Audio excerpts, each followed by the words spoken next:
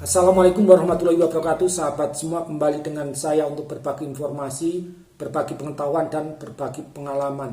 Di depan saya ini ada jeruk Rimo Gergalbong atau yang dikenal dengan jeruk RGL. Cerita sedikit tentang jeruk RGL. Jeruk ini sebetulnya persilangan dari jeruk manis atau Citrus sinensis dengan jeruk keprok atau Citrus reticulata. Oleh karena itu jeruk RGL ini memiliki karakter jeruk manis dan jeruk keprok. Di Indonesia jeruk RGL ini awalnya ditanam di dataran tinggi, ketinggian sekitar 800 meter di atas permukaan laut. Dan idealnya jeruk ini ditanam di ketinggian 800 hingga 1200 meter dari permukaan laut. Jeruk RGL ini mempunyai banyak sekali keunggulan. Yang pertama yaitu pertumbuhannya sangat cepat, kemudian lebih cepat berbuah, dan produktivitasnya sangat tinggi, mungkin lebih tinggi dibandingkan jeruk-jeruk yang lain.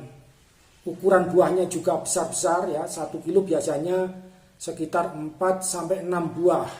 Dan harga buahnya pun juga sangat bagus.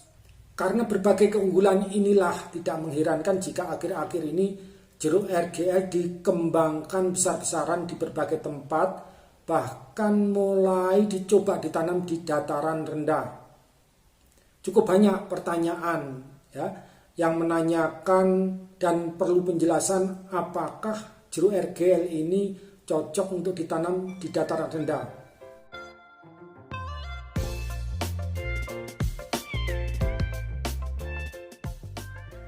Berbicara tentang kecocokan atau kesesuaian suatu varietas terhadap lingkungan, paling tidak kita harus memperhatikan dua aspek. Yang pertama adalah kualitas pertumbuhan dan yang kedua adalah produksinya.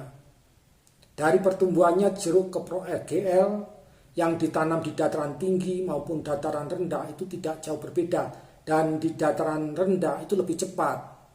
Begitu juga di dataran rendah lebih cepat berbuah dibandingkan dengan di dataran tinggi. Lalu bagaimana dengan kualitas buahnya? Nah, inilah kunci dari jeruk RGL, apakah cocok ditanam di dataran rendah atau tidak.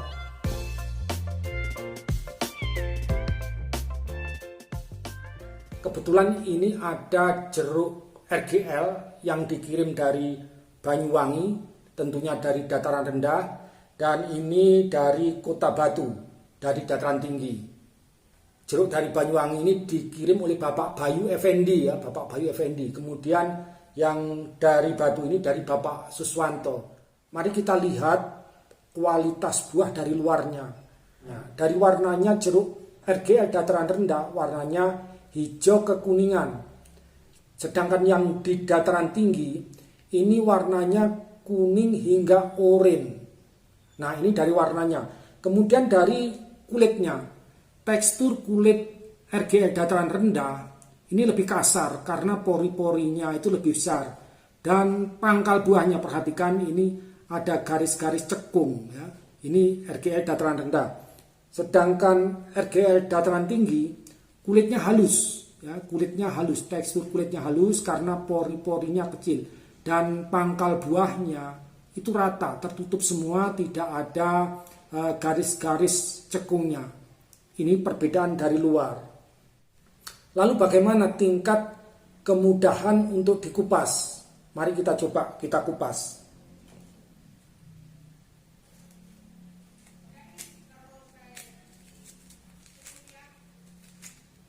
Nah, kupasannya juga cukup mudah ya.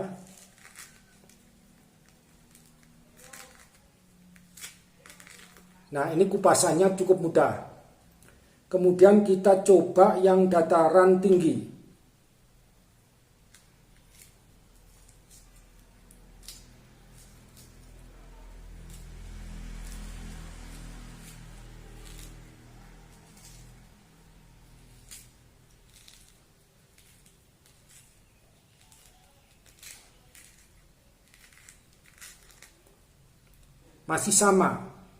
Masih sama mudahnya. Selain kemudahan untuk dikupas itu hampir sama, jeruk dataran rendah, ini ya warnanya, perhatikan. Ini di dataran rendah warnanya lebih pucat, dan ini dataran tinggi. Nah, dataran tinggi warnanya lebih kuat, lebih oranye. Ini dari warnanya. Coba kita potong supaya lebih kelihatan. Nah, ini yang di dataran rendah, ya. Kemudian kita potong satunya yang di dataran tinggi. Nah, ini yang di dataran tinggi. Coba kita bandingkan. Nah, yang kanan ini yang dataran tinggi, sedangkan yang kiri itu dataran rendah. Ternyata yang di dataran tinggi warnanya itu lebih kuat, lebih oranye.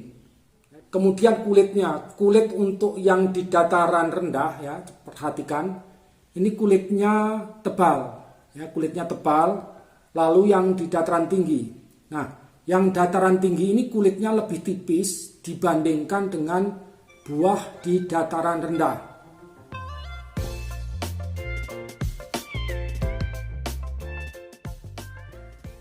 Oke, sekarang kita lihat bagaimana kadar gulanya.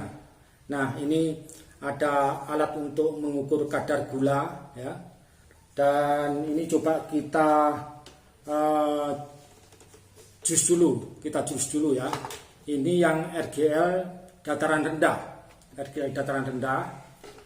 Kita ambil sari buahnya semua supaya lebih homogen, jadi harus seperti ini.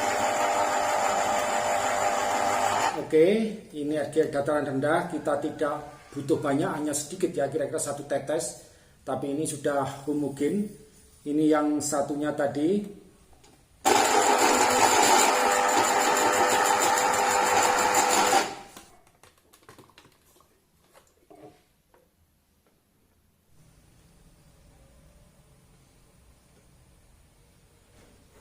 Oke, ini sari buahnya. Kemudian ini yang dataran tinggi. Kita peras saja supaya lebih cepat.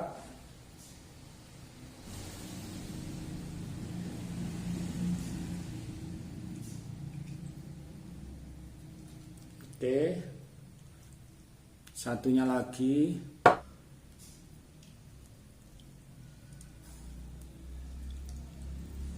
Coba sekarang kita ukur Brix-nya, ya, kita ukur Brix yang menunjukkan tingkat kemanisan.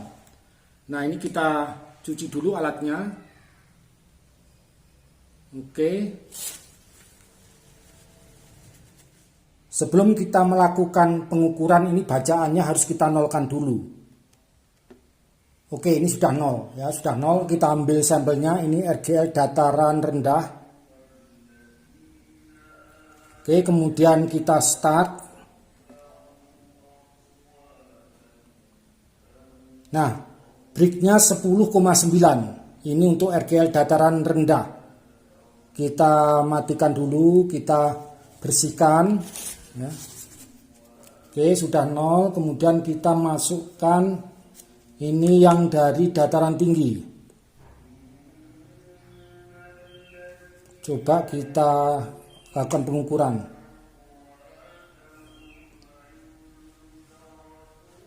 11,7, ya, lebih tinggi. Oke sahabat semua, demikian tadi ulasan kita tentang jeruk RGL di dataran rendah dan di dataran tinggi. Catatan pentingnya yaitu jeruk RGL bisa berproduksi dengan baik di dataran rendah, tetapi kualitas buahnya tidak sebagus dengan di dataran tinggi.